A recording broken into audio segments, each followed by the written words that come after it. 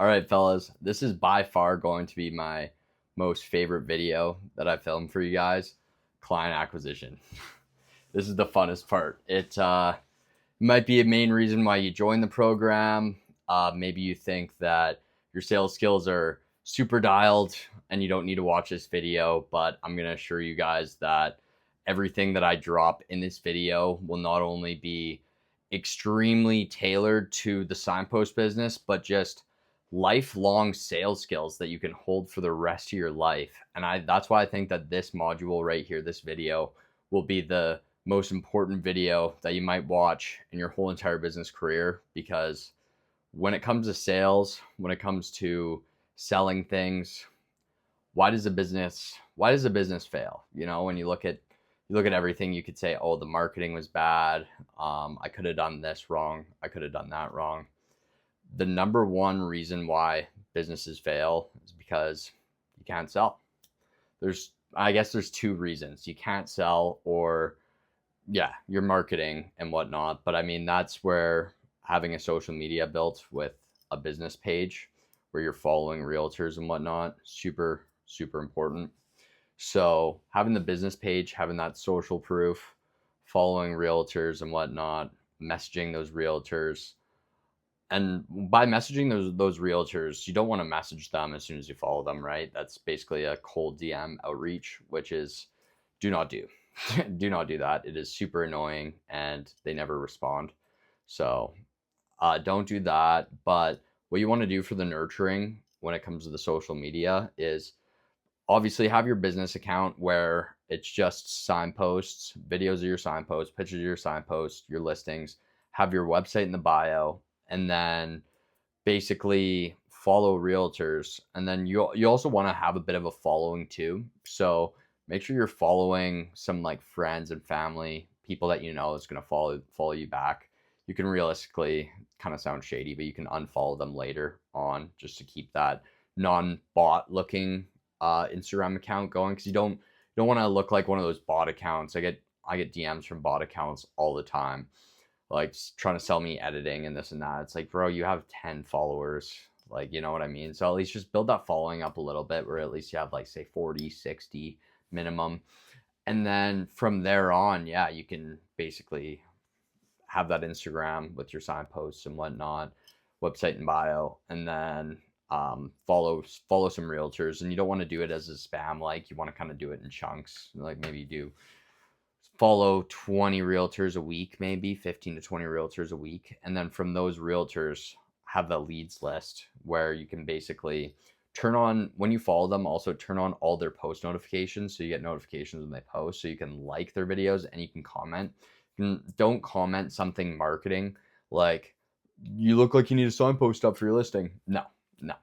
Comment something like generic. You can do like one of like the little hands emojis or something, or just be like, congrats if they're posting like that they sold a listing, just something like that. You're planting the seed, right? The plan with that isn't to sell them in the DMs, sell them in the comments, right? But they're going to click on your page, they're going to check out all of your stuff that you got going, and that is where you're nurturing that relationship. So say you do cold call them, that is no longer a cold call, that's a hot call. That's a hot call right there, or at least a medium warm call. So yeah, so that's basically the two reasons why businesses fail, because you can't sell and no one knows who you are. If no one knows who you are, how are they supposed to take you on as a client? How are you supposed to take them on as a client when they don't even know you exist, right? So yeah, I mean, that's the social media aspect of it. It's super easy to have a business account. Really, all you do, post some signposts. That's why. And if you don't have signposts on the like out on the ground yet, then what you're gonna want to do is just video you building the signposts. Video that kind of aspect. You can easily, in front of your house, dig a hole, put the signpost in, and then there you go. You got a signpost in front of your house, and then get some content with that, right? Because your posts are brand new. You got the LED lights. Show it off. You know what I mean? Show it off. Show the world. So yeah, that's the whole social media aspect. I just kind of wanted to get that out of the way, because it does have interconnect with what we're doing here. When you're cold calling, yeah, it helps if you're nurturing using social media. You don't have to have one of those nurtured clients when you're cold calling. It helps though. It helps. So basically, when it comes to cold calling, um, you're gonna find some real estate groups, they the group itself, like the brokerage, you got, say for example, just drop some names: Royal LePage, Remax. There's agents that work under those brokerages, right? Sometimes those brokerages, they just have one signpost guy and a lady in the admin that deals with the signage, and the agents don't actually have control who of who the signpost guy is, right? So you'll call these guys, some of these guys, right when you start, and they'll say, "Oh, I don't know, Cindy, Cindy handles that for our brokerage," and that's where you can kind of ask, like, "Okay, can I can I get in contact with Sydney? What's the best way of getting in contact with Sydney or whatnot?" Because if they don't handle the signage, you're not going to just keep on trying to push for the sale on them. You're talking to the wrong person. But what you want, that's key information to know though, because once you find out that that brokerage all uses the same signpost person, and none of the agents actually handle it, then you can write that down your leads list, not to cold call any of the agents from that brokerage, because there's it's handled by the signage person. So that's a whole nother aspect. That's a whole nother way of trying to get uh figure that client acquisition out, because why would you cold call another realtor from that same brokerage when that realtor just told you that the admin lady deals with it, and us agents don't actually have control of who puts the signposts up or who we use for signposts, right? You can still stay on that call. Like, you don't have to just end the call.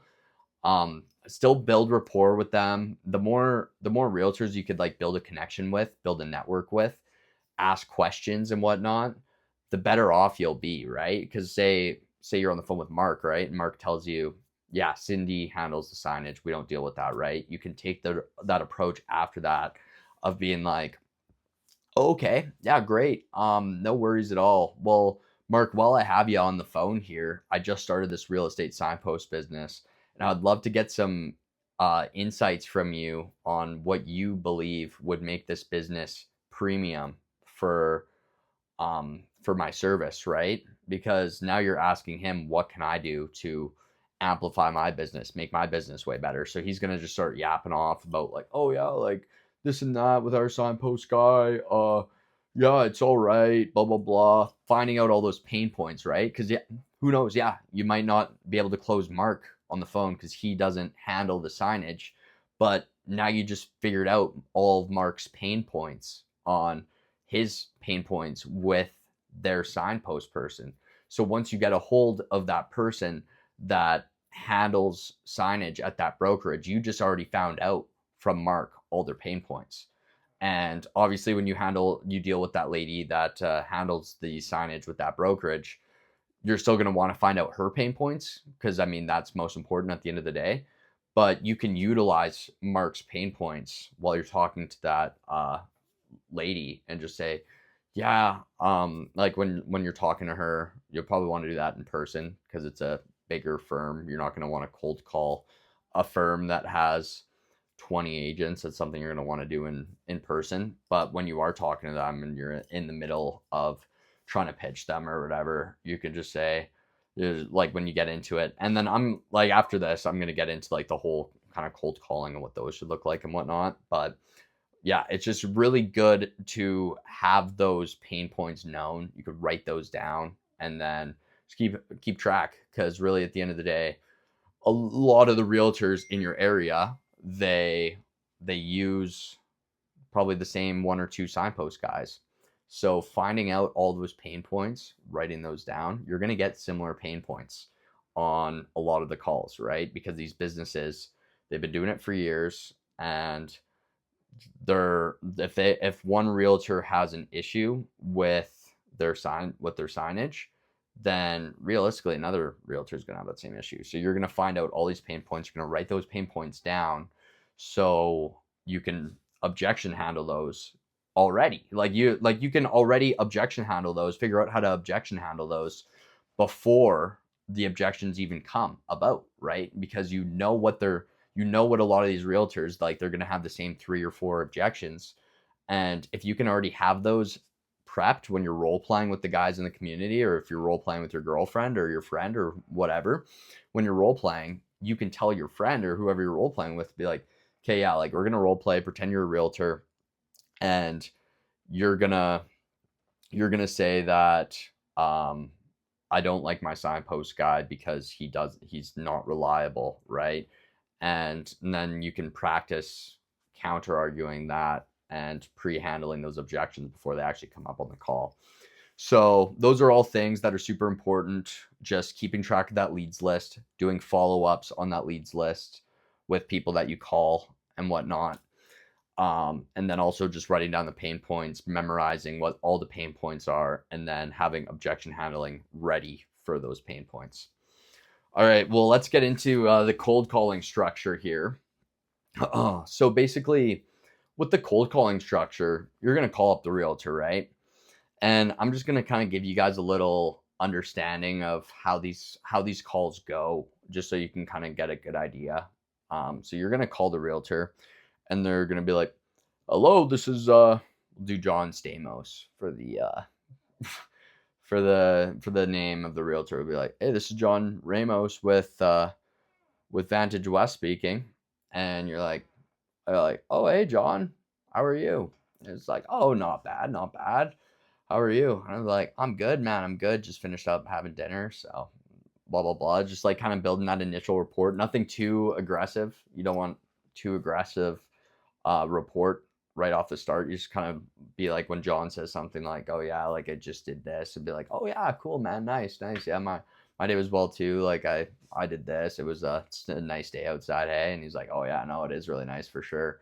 And then that's when it'll kind of peer into silence, or he'll say, "Well, anyways, how can I help you?" And then, boom, this is where you start. They're like, personally, I'd be like, "Well, John, it's nice to meet you." You want to relay their name, and it's important when you're on these calls that when they say their name, or you know their name, that you talk to them with their name.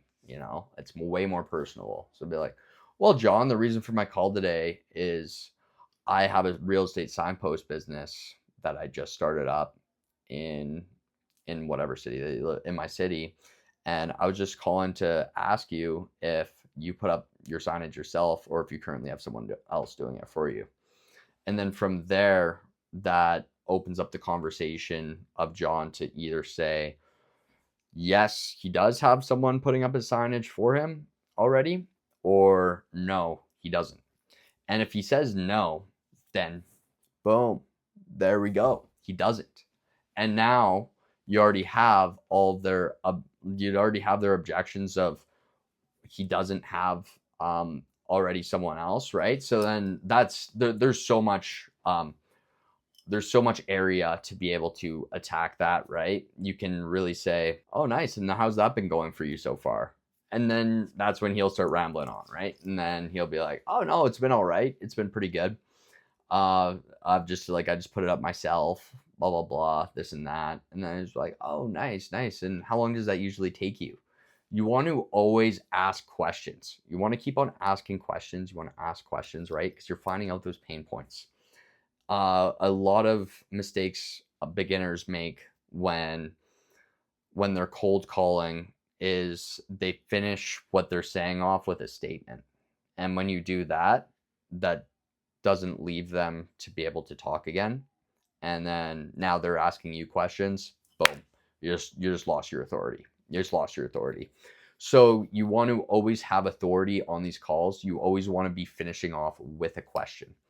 And that makes sure that you have authority of the calls, right? So if you lose authority and now they're starting to ask you questions, you probably just lost them. Or maybe not lost them, but now they're hammering you with questions, and now they're basically they're in control of the call, right?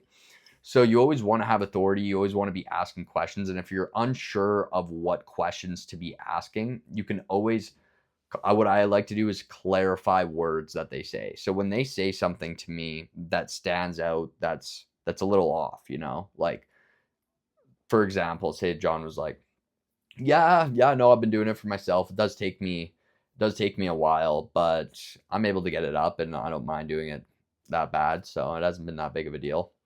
Boom. Want to know what that one part of that was yeah, it takes me a while.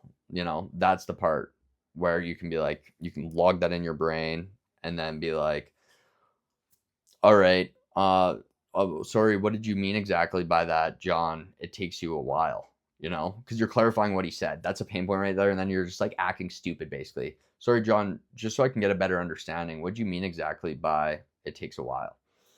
And then from there, he'd be like, oh, well,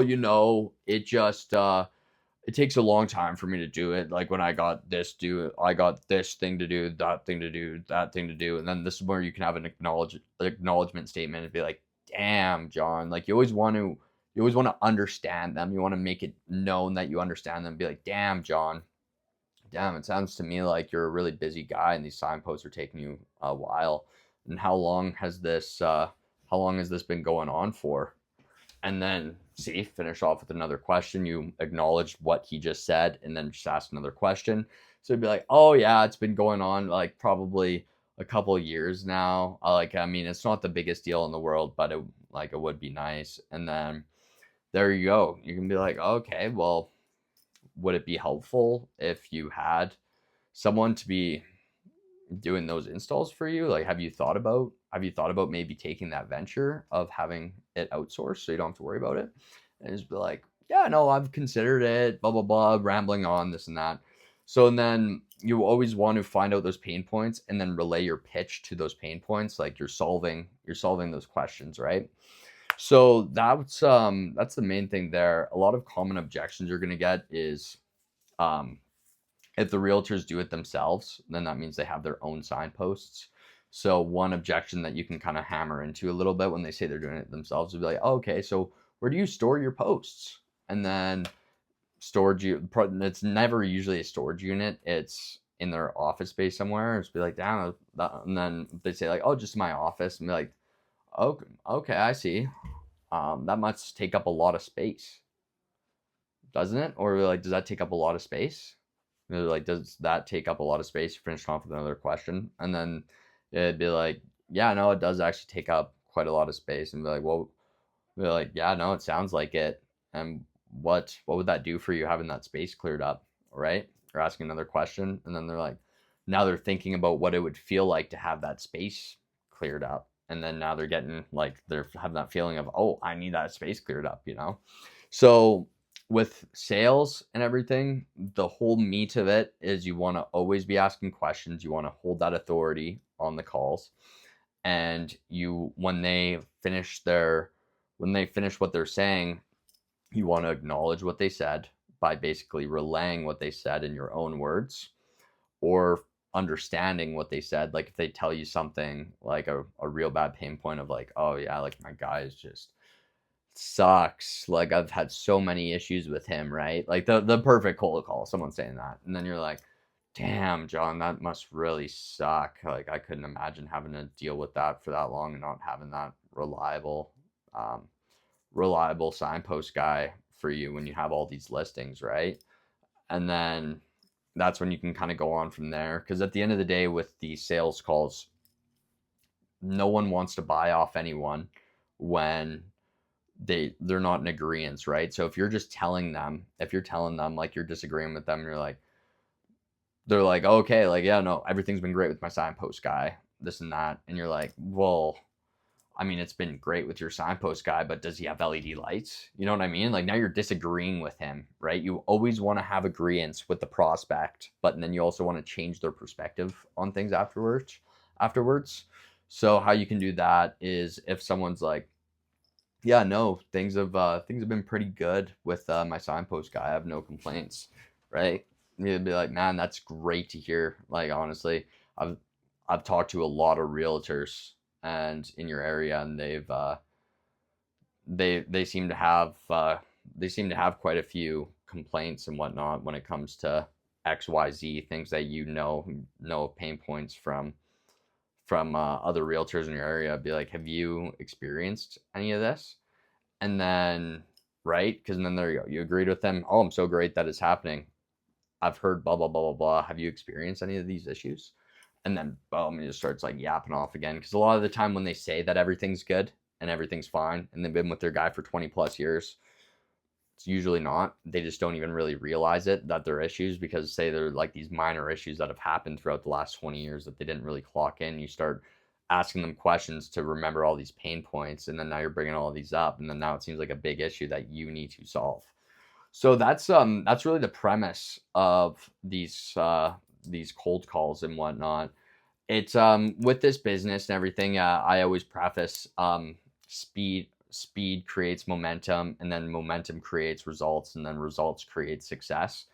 But when it comes to the cold calling, I don't want you guys just like jumping right into cold calls, because you need to practice. You need to practice. And yeah, I'd watch this video maybe a couple times, take down some notes and whatnot, but you need to practice your cold calling, because a lot of issues that guys have when it comes to sales, when it comes to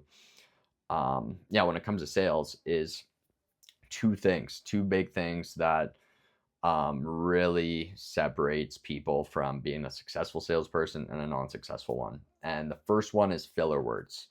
You want to get rid of like and. And honestly, whoever's watching this, you should just get rid of filler words in general. You should just make that your goal. Get rid of filler words like and They're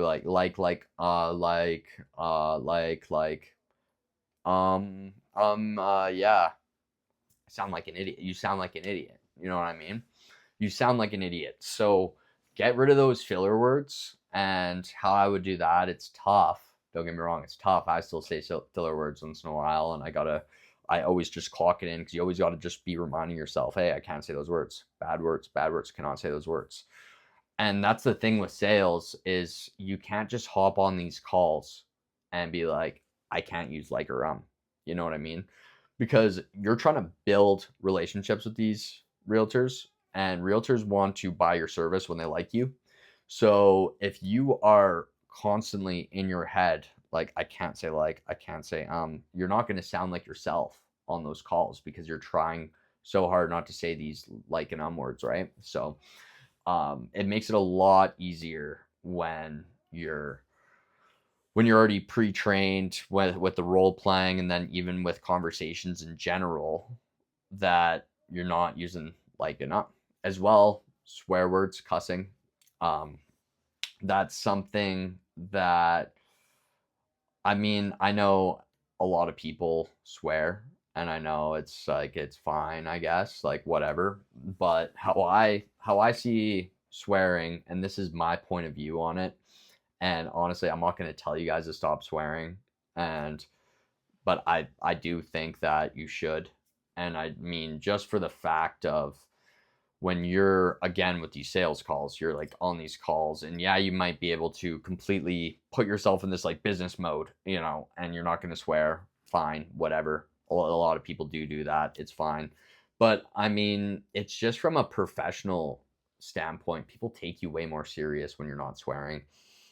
You sound like more of an idiot when you're throwing swear words all the time. So I always recommend to just cut the swearing out. It's tough, but cut the swearing out, just so like the way that I talk to you guys is the same way that I talk to my best friends, is the same way that I talk to my mom, is the same way that I talk to these realtor clients, because I don't use filler words and I don't swear. And that's what just makes it easy to just be able to talk and be natural and utilize my skills to the best aspects of every single aspect of my life, because I'm not having to change my vocabulary for different types of people and different types of situations, right? So I think getting rid of swearing, getting rid of filler words are two big ones that could be great for you. And I mean, for the swearing as well too. I know like you're not going to be swearing on your cold calls, and I don't assume that you will be. And that is a pretty obvious statement, but I just personally think from a professional aspect, getting rid of swearing is a pretty good trait to be able to kind of pick up. So take that one with a grain of salt. And then yeah, so when it comes to the cold callings, we'll get back to that. You a lot of common objections that you'll get is yeah, either I've been with my guy for 20 years. That's a big one that I get. I've been with my guy for 20 years. Basically married to my signpost guy, right? And that's an objection I love getting because you can just hit them with the objection handle of no, fair enough, John. Like it totally get you there. But I mean, I've also known a lot of guys that have been with their wife with 20 plus years and end up getting a divorce. Boom. There we go. Objection handled. And then they start laughing and think it's funny. And then that's when you can go into your next question. Um, so there's that one. Another one is no, honestly, things are fine. You know, like I'm good. You know, thank you for calling though. I'd be like, yeah, no, of course. And before I let you go here, because I know you're probably really busy right now, and you're only saying because I understand you're really busy right now is because they just said like, oh yeah, like no, everything's good. Like it was nice talking to you. You're like, okay, like real quick before I go, can I get some insights on how your how your signage is currently going right now and stuff, right? Because like if they just hit you with that like smoke screen objection right off the rip, that's not the real truth. You haven't really asked them questions. It's like a doctor, a patient comes to you and they're like, "Hey, my knee hurts," right? They're not going to just prescribe you with medication. The doctor's going to ask you, "So what's going on with your knee? Like how does it feel? Like what's the pain levels like?" All that kind of stuff. They're going to ask you a bunch of questions about your knee, and then they're going to prescribe you based on those questions. And it's the same thing with sales. You can't prescribe someone with your signpost help if you don't ask them questions on their situation to dive deeper into what their situation is, to be able to use their situation to help them out with your solution, right? So it's just basically just asking those questions. And like another objection that a lot of people get is like, oh, I already have my signposts and I don't want to get rid of them. So I think I'm good. Thanks though. And that is where you can say, yeah, no worries. And honestly, I wouldn't want you to get rid of your signposts either. You probably spent a lot of money on them and whatnot.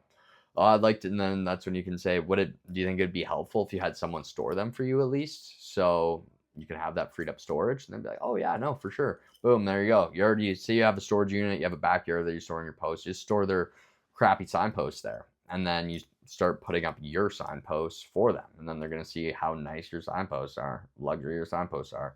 Figure out a solution for their signposts later if they even want them. They probably don't even want them. So that's another one as well. And then yeah, when it comes to cold calling and everything, yeah, once you find out those brokerages that handle the same signpost guy, that's when you go in person for them. And with those ones are fun because they have the reception lady at the front. She doesn't handle the signposts, right? She's just the lady at the front desk.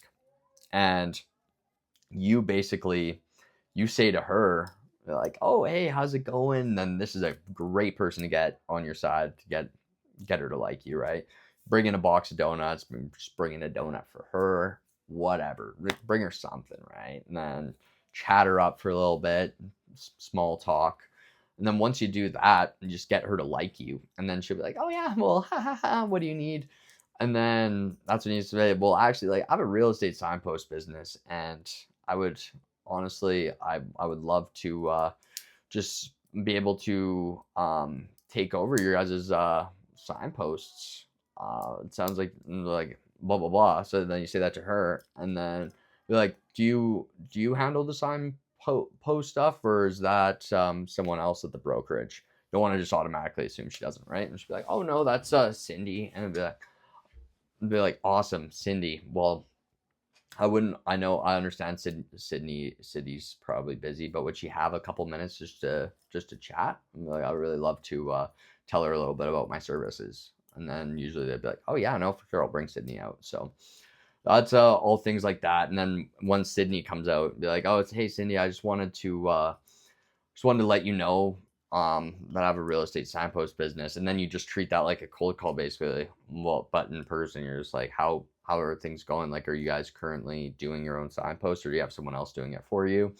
And then she'd be like, oh yeah, no, we have someone else doing that for you. I'd be like, oh, that's great. Like, how are things going? And then she'd be like, and I'd be like, okay, all right. And then that's when you can ask questions and be like, so what do you mean exactly by this? Or what do you mean exactly by that? And if they just say it is great, and be like, it is so great, and be like, oh, well, that is awesome. I'm so happy to hear that. And then bring up those objections and be like, well, I've heard, like, I'm happy to hear that it's going so great from you because I've heard some of the issues from XYZ, and I'm happy and I've been able to help XYZ realtor out from those issues. So I'm really happy to hear that you're not getting those issues. And then she'd be like, yeah, no. If she says like, oh yeah, no, actually, like I have those issues, then that's when you can attack those. But if she says like, oh yeah, no, we haven't had any of those, that's been great. It'd be like, awesome. I'd be like, that is absolutely fantastic. And then that's when you can ask, and then that's when you want to follow it up with another question of I'm just curious. You've been with this signpost person for a long time. What does their protocol look like? Like, what does that kind of look like? Then you're finding out when you ask them what does their protocol look like and how does the signpost system like work or whatever. Then they can be like, oh yeah, so he stores the post and he goes puts up the post, blah blah blah. And like, oh, okay, cool, cool. And then you can ask them questions on that stuff. Oh, like, oh, like how long does it usually take?